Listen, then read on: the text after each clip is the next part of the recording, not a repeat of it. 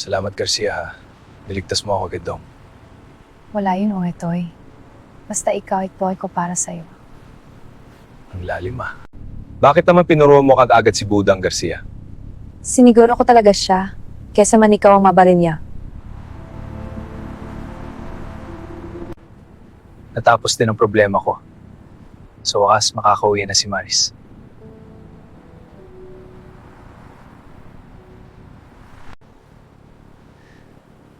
Miss na miss ko na si Maris.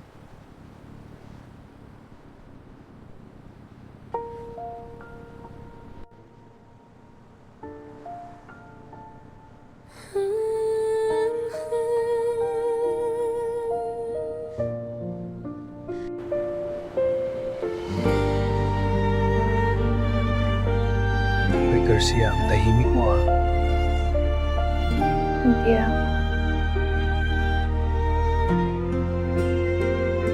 Kung alam mo lang kung gaano kita kamahal, utoy ta. Tahimik na pag-ibig ang tanging baon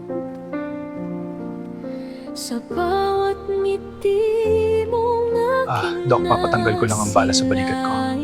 Tara po, sir. Maasang ako rin ang iyong kahapon. Sakit, pero kailangan itong alisin. Ngunit may Konting tiis lang po, sir.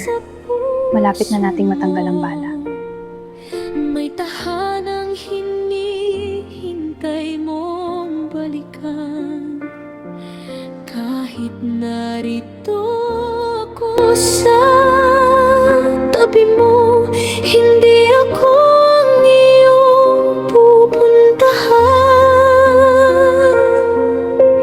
At habang unti-unti kang lumalayo, pilit kong ikinukubli ang luha ko.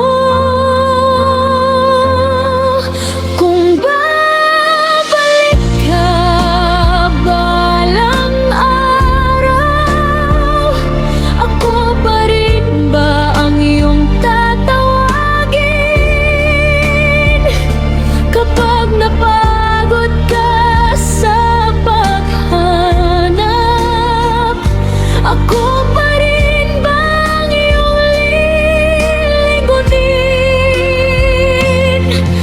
Masakit mang tanggapin ngayon na hindi ako ang laman ng puso mo. Hihintayin ko pa rin ang pagkakataon, kahit ako'y iniwan para sa kanya noon.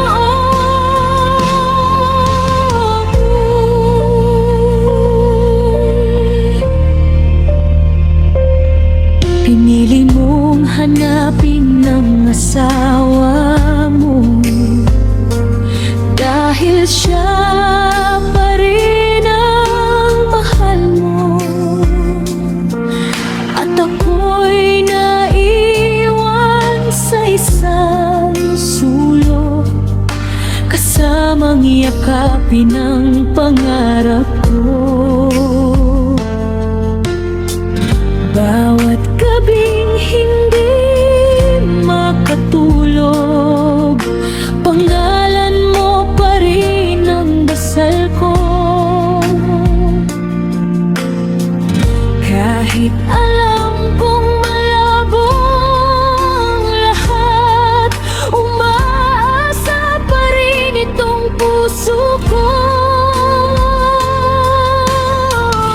Hindi kita pipigilan kung saan ka sasaya, kahit ako ang masaktan at mag-isa. Mamahalin kita mula sa malayo hanggang sa kaya ng puso kong ito. Kung babalik ka balang araw at wala nang luha sa iyong mga mata,